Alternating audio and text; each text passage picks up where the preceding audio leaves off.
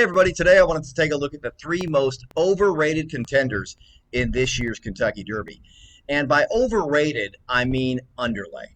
And by underlay, I mean a horse who is going to post at odds lower than its expected chances of winning. Now, I realize that's a very loaded statement because we don't know what the Kentucky Derby odds are. I'm basing everything on the morning line. And then secondly, we don't really know what a horse's true chance of winning is. That I'm basing on previous Kentucky Derbies, all my database studies, and so forth. But we're going to start off by taking a look at a horse that I actually have very mixed feelings on, and that's King's Barnes. And the reason I think this horse is going to be an underlay is because of Todd Pletcher. And I hate saying this because Pletcher has taken a lot of abuse for his performance in the Kentucky Derby over the years. And he's won a couple in the last few years, and so you don't hear the criticism as much, but he still underperformed on the whole. And I say that because his impact value in the Kentucky Derby since 1997 is less than 1.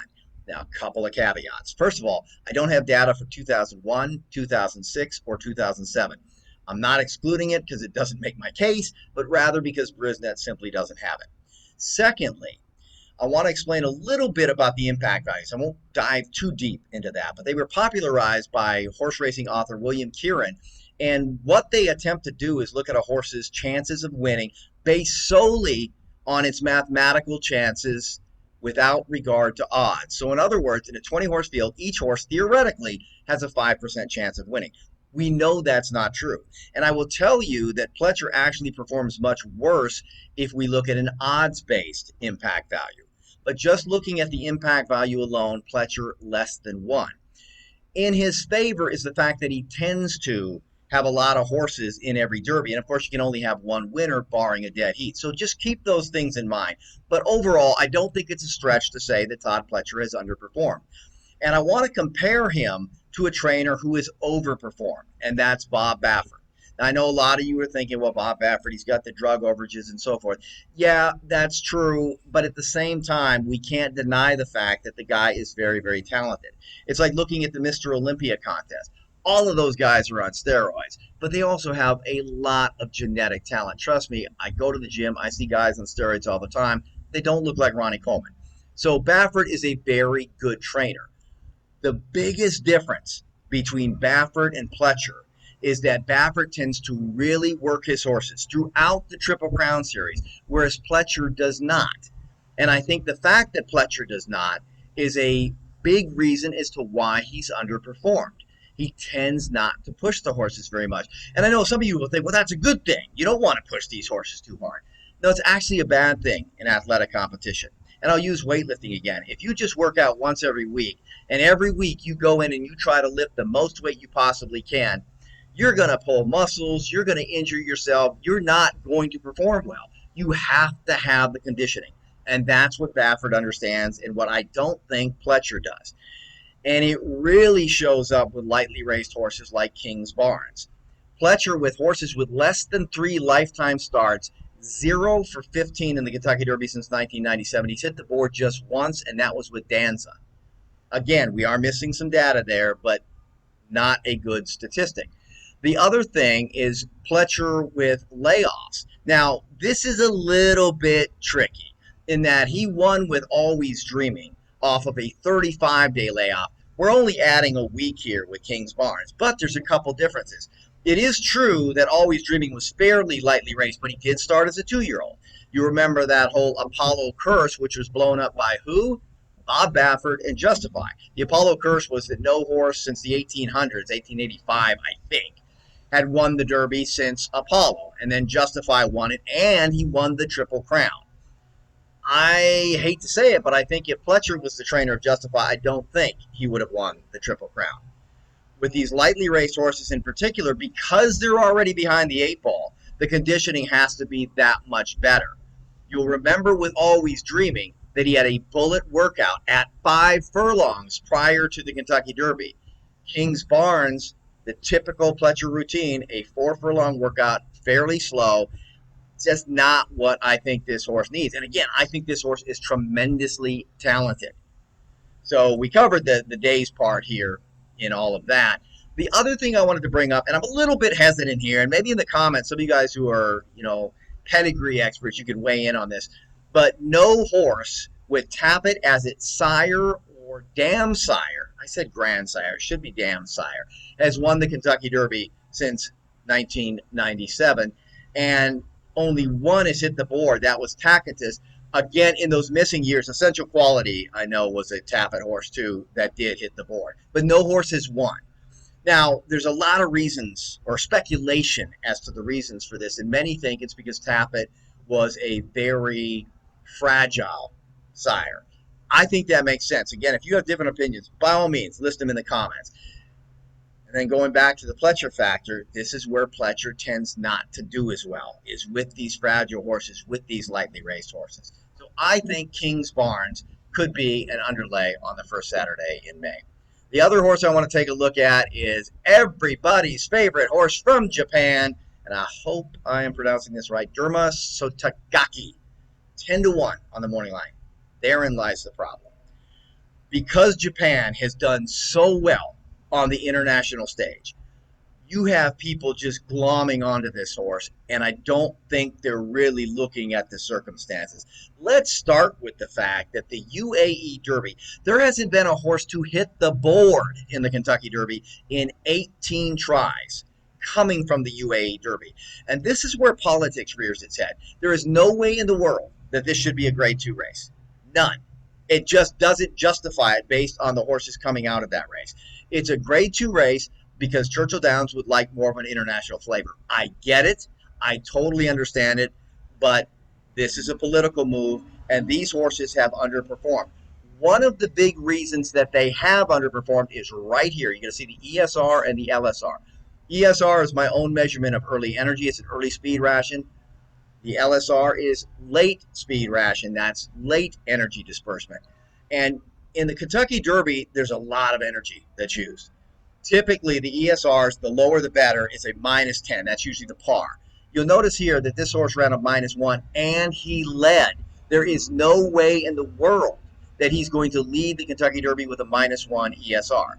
Now, I don't think that this year's Derby pace is going to be that fast, but it's not going to allow him to just lollygag on the lead. There's enough speed in here to press him. And then the LSR, of course, is very good. You see this over and over and over again with the UAE Derby, these kinds of figures. And it makes it very tough for these horses to adapt. And then when you add the Japan factor, this horse is on everybody's list. And so I'm just not that excited about it. There's something else here, too, which I'll show you guys. And that is that horses that led at the first call in their final prep race, yet recorded a negative pace profile, and that's looking at the ESR and the LSR, 0 for 53 in the Kentucky Derby.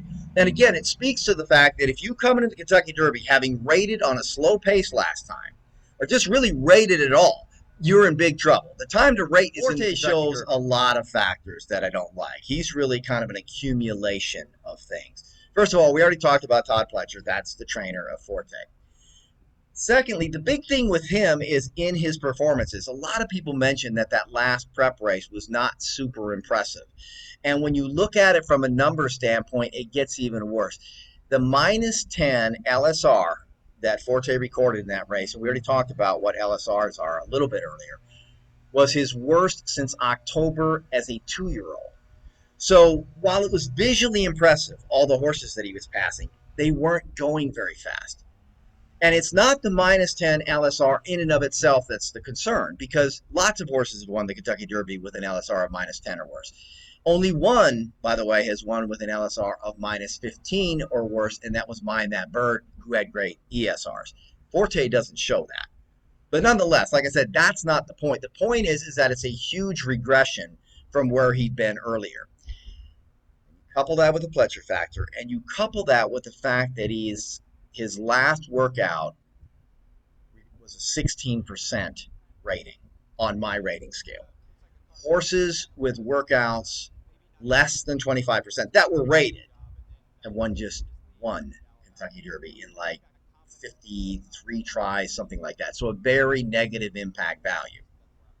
Just not what you want to see. The other thing, and I point this out really more as an aside, but only one horse from 45 since 1997, excuse me, since 1992 with no missing years, except for the COVID year, 2020 was it? 2021, I forget. But just one of 45 has won the Roses after going to post at less than even odds, or even odds or less, in its debut. Now, some of you are going to look at this stat, because you did it with the other video that I did. Well, these stats are meaningless. They don't mean anything. You're going to look at this and think, well, what does that mean? We know that Derby winners have to be precocious. But what we're really looking for in a Derby winner is improvement. We're looking for that horse that flashed ability. That's why I think that 5-length win thing is significant, because you want to show separation, regardless of what level of competition you're at that point. Because, of course, you're always going to improve. But you show me, let's say, a group of 10-year-olds, and one kid is throwing the ball 80 miles per hour. That's not anywhere near good enough to be in the pros, but it's pretty damn good for 10. And so that's what we're looking at. The level of competition that you're at now, how do you rank? Forte from day one was kind of the cream of the crop. And what I think this stat shows is horses that were instantly good, so they accumulated a good record. They got into the Kentucky Derby, but they weren't able to step up. Now, Justify is interesting because Justify, you remember, had very few starts. That's not true with Forte. He's had 7 starts. And in fact, he raced in the Breeders' Cup Juvenile and won the Breeders' Cup Juvenile. None of that applies to Justify. So the fact that this horse has raced more, he was very precocious, and he just hasn't stepped it up. And you'll see that. Look at these speed figures. They're all about the same. And not one has met the Kentucky Derby par. So I just think Forte is up against it. And I want to make another point as it relates to Forte. If this guy were 30 to 1, I wouldn't be saying any of this. I'm saying this because he's a low price. And friends, you might not want to, a lot of people talk about, well, I do my handicapping, then I look at the odds. The odds matter. If you're going to bet a favorite, you better get a lot of positives stacked together. If you're betting a long shot, if you're looking for a bunch of positives stacked together, chances are you're either betting a horse that's got issues, and that's why it's dead on the board, or you're not going to get a price at all. So I do have much higher standards for favorites, and that's why I think Forte is possibly the biggest underlay in this year's Kentucky Derby. Anyway, I thank you all for watching. Sorry for all the background noise, but thanks for sticking through it. Please like and subscribe to the videos, and visit databasebetting.com for more free reports. In fact, I'm going to have my workout report for those of you who bought the Kentucky Derby guide. You'll know what the ratings mean, but that's going to be posted very, very soon. Thanks again for watching. Hope you all have a great day and a great Derby, and I'll talk to you again soon.